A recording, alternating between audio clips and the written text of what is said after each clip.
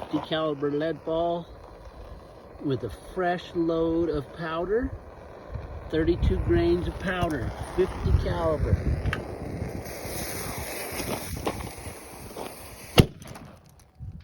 Woo! Oh wow, look at that. In and out. Really did some damage to the front. 50 caliber lead ball out of my little cannon with a 2-inch barrel with homemade powder. Homemade black powder.